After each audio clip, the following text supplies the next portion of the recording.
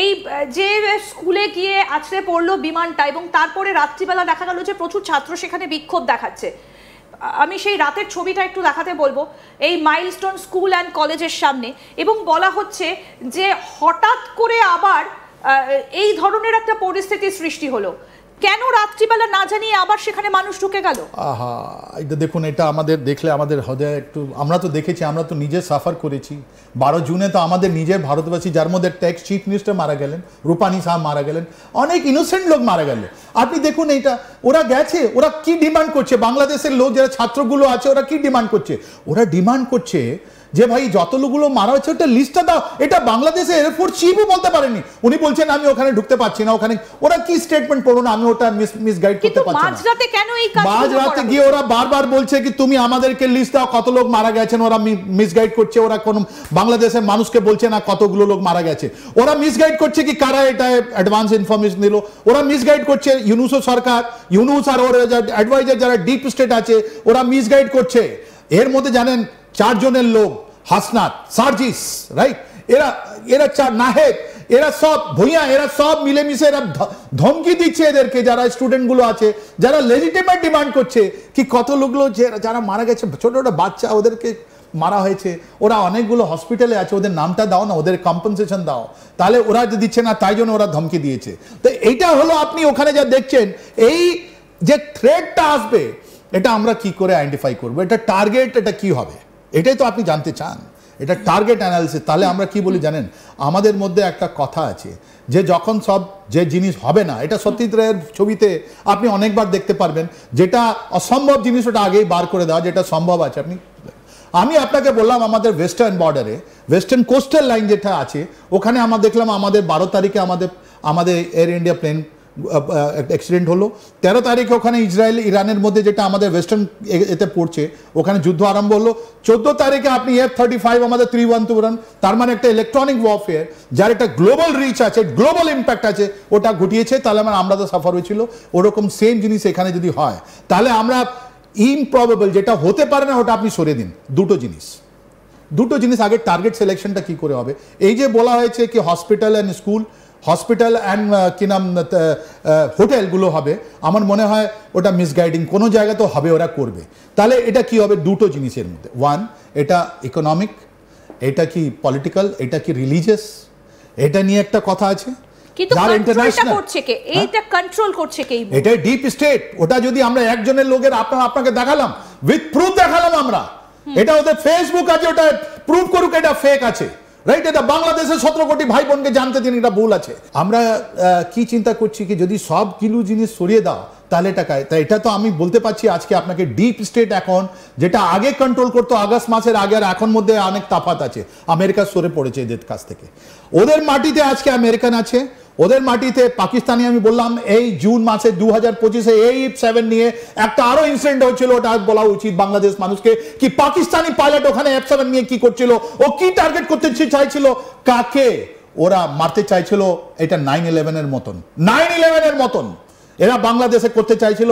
এই যে আমাদের যে পাইলট, যিনি যোদ্ধা, যিনি নিজের প্রাণে বলিদান দিলে অনেকগুলো জিনিস বাঁচিয়ে দিয়েছেন, রাইট, উনি কন্ট্রোল করে কোনো রকম একটা জায়গা পড়িয়ে দিয়েছেন, ওটা ওনার হাতে ছিল না।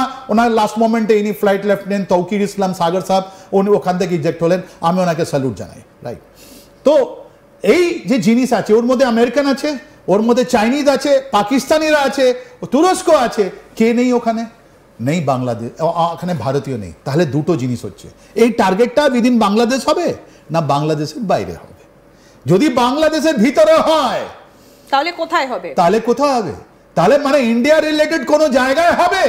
আমাদের ওখানে অফিসগুলো চলছে, আমাদের ওখানে মন্দিরগুলো আছে, আমাদের অনেকগুলো এনজিও চলছে, আমাদের অনেকগুলো প্রজেক্ট হচ্ছে, বড় বড় প্রজেক্টে যেটা অনগোয়িং ছিল, শুধু অনেকগুলো জিনিস আমরা বাদ দিয়েছি, আমরা ওদের ডিপ্লোম্যাটিক অফেন্সিভ, আমরা ইকোনমিক অফেন্সিভ করে দিয়েছি, কিন্তু আমাদের অনেকগুলো লোক তো ওখানে আছে, অনেকগুলো অফিস আছে, তাহলে কি ওখানে হবে? আমি এখন স্পেসিফাই করতে পারছি না কোথায় হবে, বিকজ এটা মানে বলে দেওয়া মানে ওদেরকে জেনে দেওয়া, বা এইটা বাংলাদেশের বাইরে হবে, বাংলাদেশের বাউন্ডারি বাইরে, তার মানে কোনো একটা জায়গা যার মধ্যে আমরা বারবার বলেছি, ওরাও বলেছে, ডিপ স্টেট বলেছে, বিএনপি লোক বলেছে কলকাতা দখল করব। তার মানে আমাদের পশ্চিমবঙ্গে যতগুলো কমিউনিকেশন আছে কলকাতা নিয়ে, আপনার ব্যারাকপুর এসব নিয়ে, নদিয়া, আপনার মুর্শিদাবাদ, মালদা নিয়ে উপরে এসব জায়গা অনেক বড় বড় জায়গা, শিলিগুড়ি এসব জায়গা ওখানে হবে। বাংলা ভাই তো করেছিল ওখানে, এটা ওদের তো একটা পারফেক্ট জিনিস করা হচ্ছে। তাহলে এই যে অ্যানোনামাস গ্রুপ আছে এরা বাংলাদেশের ভিতরে না বাংলাদেশের বাইরে? কেন যে আজকে বাংলাদেশের ভিতরে যারা অ্যান্টি ইন্ডিয়া কথা বলতো ওদের মুখ থুবড়ে গেছে, ওরা কিছু বলতে পারছে না, বিকজ আমরা হাত জোড় করে নিয়েছি, বাবা তোমরা যা করার আছে তোমরা করো, আমাদের আর রেসপন্সিবিলিটি, তোমরা একটা ইন্ডিপেন্ডেন্ট কান্ট্রি।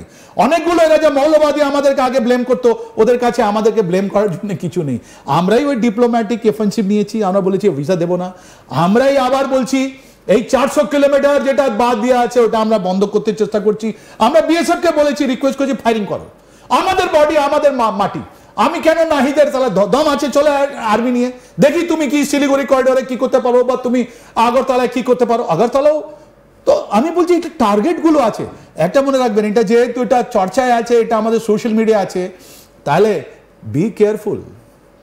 সুতরাং এটা যে কোথায় হবে সেটা নিয়ে কিন্তু একটা বড় প্রশ্ন এবার উঠে আসছে যে আসলে এই যে F7 সেটা কি ট্রেনি একটা পাইলট, যে পাইলট যেটাতে ফ্লাই করেছিলেন সেটা কি ট্রেনি এয়ারক্রাফট ছিল নাকি সেটা যুদ্ধ বিমান ছিল? এখনো পর্যন্ত মোহাম্মদ ইউনুস এক কথা বলছেন, আবার অন্যদিকে বিমান বাহিনীর তরফ থেকে আরেকটা কথা বলা হচ্ছে। পাস্ট ওটা পুরনো জিনিস, 21 তারিখে হয়ে গেল, এখনো পর্যন্ত স্পষ্ট করেনি, এখনো ওই জায়গাটায় কথা হবে। ওইটা মেইন জিনিস, within Bangladesh, outside Bangladesh, within India, outside within Bangladesh.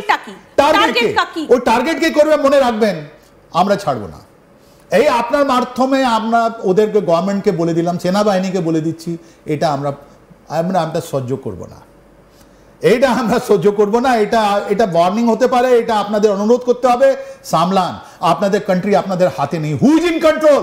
আপনারা কন্ট্রোলে নয়, আপনার এখন জেনারেল ওয়াকুরুজ্জামান কন্ট্রোলে নয়, এখন মোহাম্মদ ইউনুস কন্ট্রোলে নয়, এখন আমাদের মোহাম্মদ সাহাবুদ্দিন চুপ্পু উনি কন্ট্রোলে না। তাহলে কেউ কন্ট্রোলে আছে? Deep state. ওরা পেছন থেকে বলছে যে এরকম ফেসবুকের কথা বলছে, যার মধ্যে একজনের নাম দিলাম আপনাকে, শিবিরের। আমরা যেভাবে দেখি যে ভারতের সমস্ত কিছু একটা সংঘবদ্ধ, মিডিয়া হাউসগুলো সংঘবদ্ধ, কোনো একটা ঘটনা ঘটলে সবাই মিলে একসঙ্গে যাওয়া হয়, প্রত্যেকের সঙ্গে প্রত্যেকের একটা রিলেশন রয়েছে, এক ডিপার্টমেন্টের সঙ্গে আরেক ডিপার্টমেন্টের। কিন্তু বাংলাদেশে তো সেটা নয়। সংবাদ মাধ্যমে বলুন বা বিভিন্ন দপ্তরই বলুন, কেউ কারোর সঙ্গে কোনো রকম কোনো সামঞ্জস্য নেই। তাহলে এই বিমান দুর্ঘটনার পর কি করে সেখানে একসঙ্গে সবাই গেল? খবরটা কে দিল? সংহত কি করে হলো তারা? আপনারা মিডিয়া লোক কত সুন্দরভাবে ধরেছেন। আমি আপনাকে একটা আপনার মাধ্যমে বাংলাদেশ মানুষকে বলে দিই, এই জেনারেল ওয়াকুরুজ্জামান জামাত ইসলামের আমিরকে নিজের বাড়িতে ডেকেছিলেন কেন? সেনাবাহিনীর বাড়ি, এটা পলিটিক্স করার জায়গা না, এটা জিয়াউর রহমান করছিলেন। তাহলে কি জেনারেল ওয়াকুরুজ্জামান জিয়াউর রহমান হতে চলেছেন? যদি হতে চলেছেন তাহলে আপনি কেন সংঘাত করছেন? একদিকে ছবি দেখাচ্ছেন ইউনুসের সঙ্গে, অন্যদিকে আপনি নিজের লোককে গালাগালি দিচ্ছেন কি এরকম হওয়া উচিত নেই, এরকম আর এরকম কথা হচ্ছে। আপনার দুটো সেনাবাহিনীর লোক ওখানে নেই।